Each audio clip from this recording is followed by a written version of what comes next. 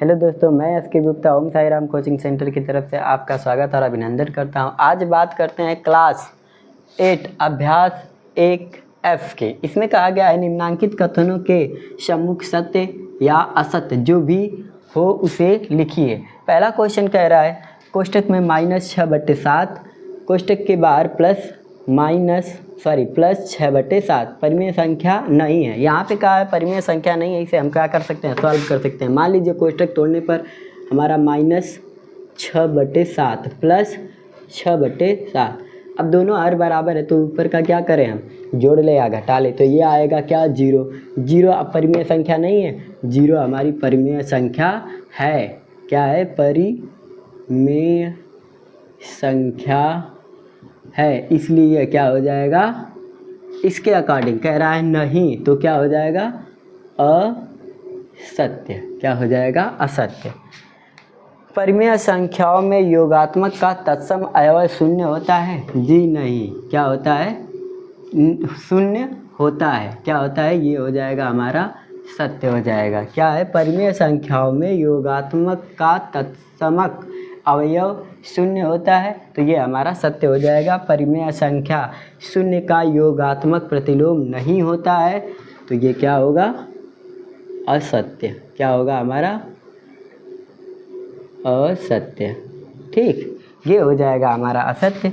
किसी ऋणात्मक परिमेय संख्या का योगात्मक प्रतिलोम एक धनात्मक परिमेय संख्या होती है? जी बिल्कुल। अगर मान लीजिए कोई संख्या कह रहा है -3/4, अब ये क्या है, योगात्मक प्रतिलोम का है जिसमें हमें जोड़ना है, तो इसका योगात्मक प्रतिलोम क्या हो जाएगा, +3/4, यानी इसके आगे माइनस नहीं होगा, तो इसलिए ये हमारा क्या होगा, सत्य होगा। क्या होगा, सत्य होगा। उसी प्रकार से हम बात करते हैं परिमेय संख्याओं में घटाने का तत्समक अवयव क्या है, शून्य है?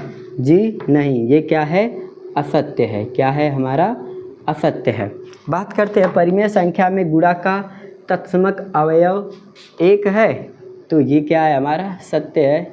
यह 1 है जिसको हम गुणा करने पे स्वयं संख्या प्राप्त कर सकते हैं। अगले क्वेश्चन में कहा है एक ऋणात्मक परिमेय संख्या का गुणात्मक प्रतिलोम एक ऋणात्मक परिमेय संख्या होती है, तो ये भी सत्य है। क्या है, सत्य है। क्यों, क्योंकि अगर -3/4 का जब आप गुणात्मक प्रतिलोम लिखेंगे तो सिर्फ क्रम बदल जाएगा, नीचे का ऊपर हो जाएगा, लेकिन माइनस नहीं बदलेगा। आप देख सकते हैं -3/4, अब जब इसका गुणात्मक प्रतिलोम किया गया तो ये ऊपर चला गया और ये नीचे, लेकिन माइनस अभी भी है, इसलिए ऋणात्मक संख्या का गुणात्मक प्रतिलोम ऋणात्मक संख्या ही होती है, इसलिए क्या होगा, हमारा सत्य होगा।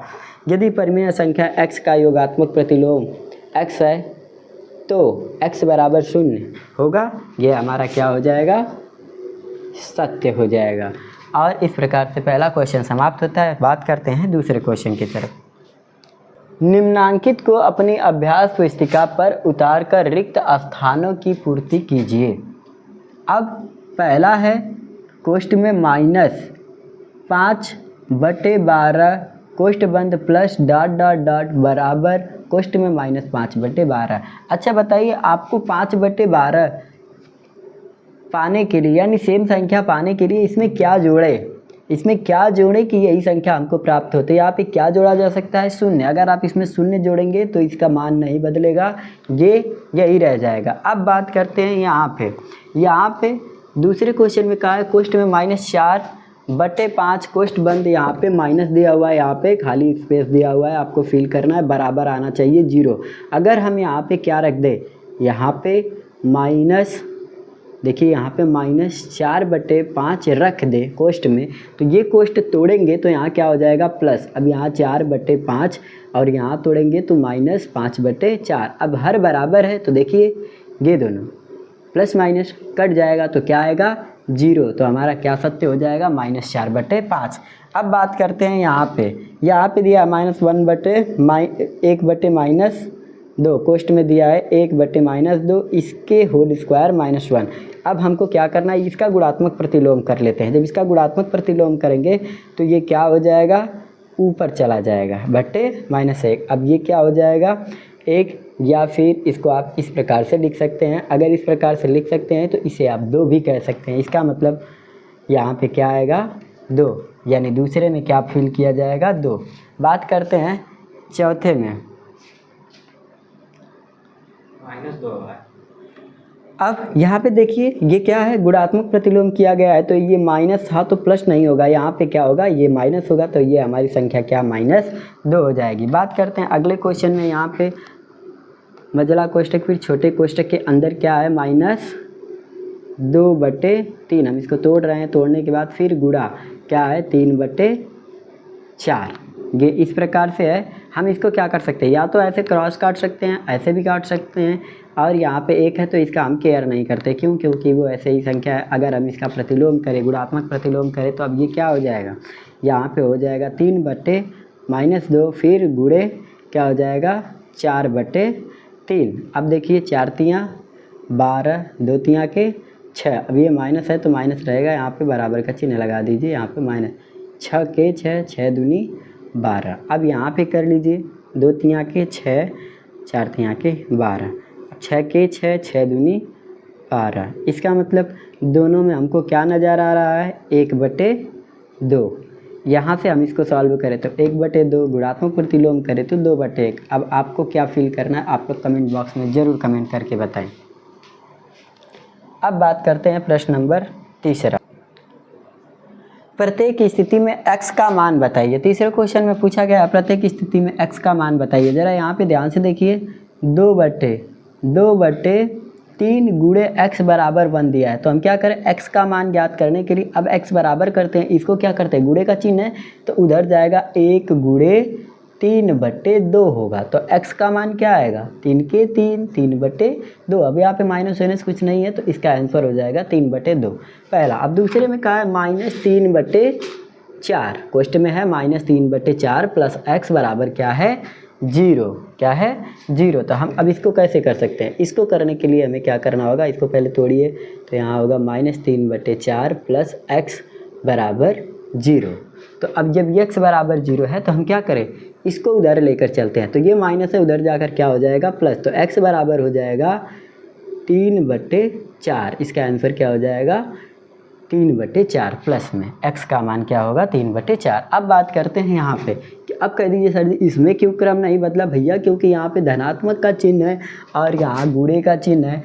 चिन्ह मायने रखता है, क्यों क्या हो रहा है, गुणा का चिन्ह था इसलिए क्रम पलट गया, नीचे का ऊपर, ऊपर का नीचे, जबकि चेंज हो गया। अब यहाँ पे प्लस का चिन्ह है तो ये चेंज नहीं होगा, सिर्फ क्या चेंज होगा इसमें प्लस माइनस। यहाँ माइनस संख्या थी बराबर के उस पार गया तो प्लस हुआ तो 3/4 हो गया। बात करते हैं यहाँ फिर से देखिए गुणे का चिन्ह है, x बराबर ये x गुणे पोस्ट में -5/4 बराबर 1। तो अब इसको क्या करें x गुणे -5/4 ऐसे कर लीजिए बराबर 1। तो हम क्या करते हैं x को यहीं रोक लेते हैं, उनको उधर करेंगे तो यहाँ पे क्या हो जाएगा 1 गुणे 4/-5।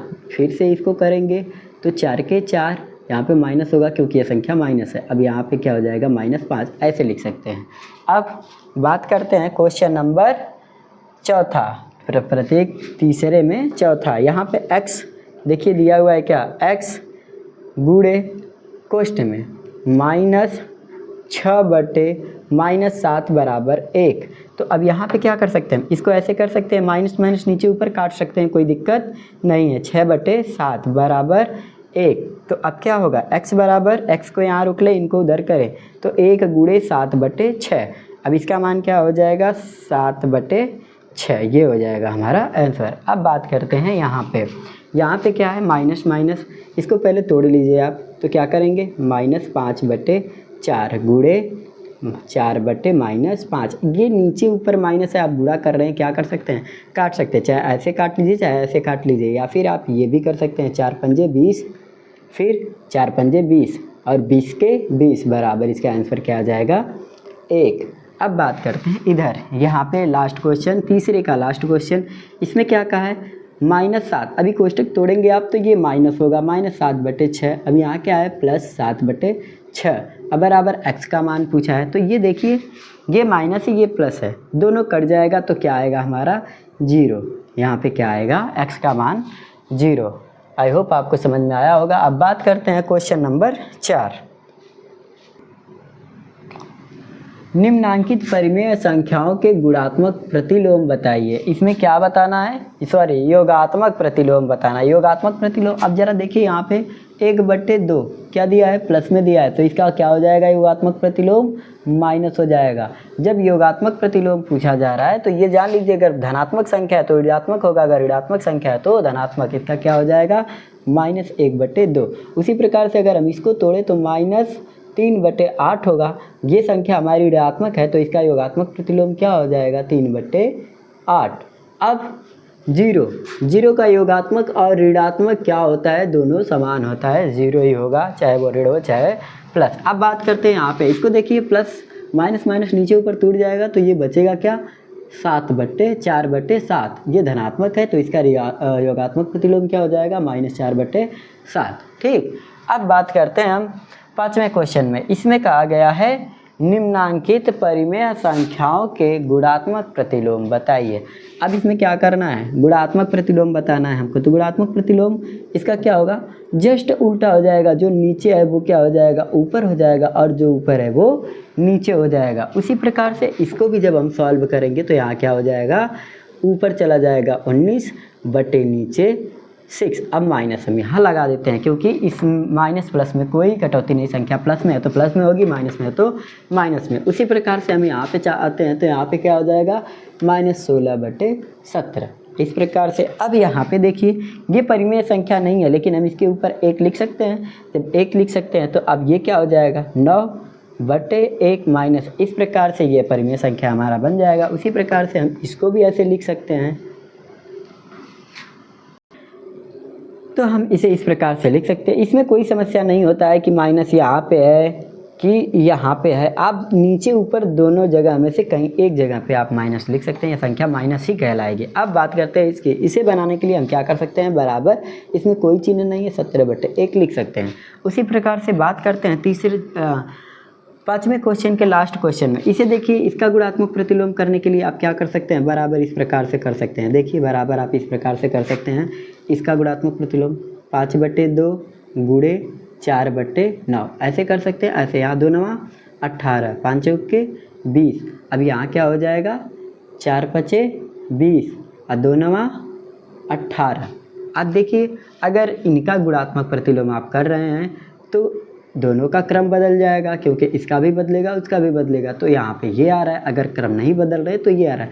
अब आप लोग कमेंट बॉक्स में हमें ज़रूर बताएं कि आपका इन दोनों में से आंसर क्या आ रहा है। ठीक है, बात करते हैं क्वेश्चन नंबर 6 व लास्ट। देखिए यहाँ पे क्या दिया हुआ है, -32। अगर हम इसको कोष्ठ से तोड़े तो भी कोई दिक्कत नहीं है। देखिए -32 गुणे 5/-14 गुणे -3/-20 गुणे 0 -13/5। अच्छा बताइए, इसे आप सॉल्व कर पाएंगे?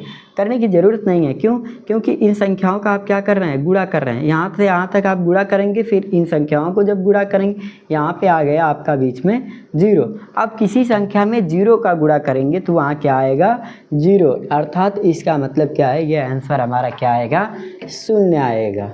क्या आएगा, 0। क्यों? आप यहाँ से यहाँ तक कर लेंगे। चलिए मैं करके दिखाता हूँ। ये माइनस क्या कट, यहाँ 1 मान लेते हैं। अब ये क्या हो जाएगा, 2 5 10, 3 5 15, 1 16/14 गुणे, ये माइनस कट गया, यहाँ क्या है 3/20। अब हम इसका गुणा करते हैं।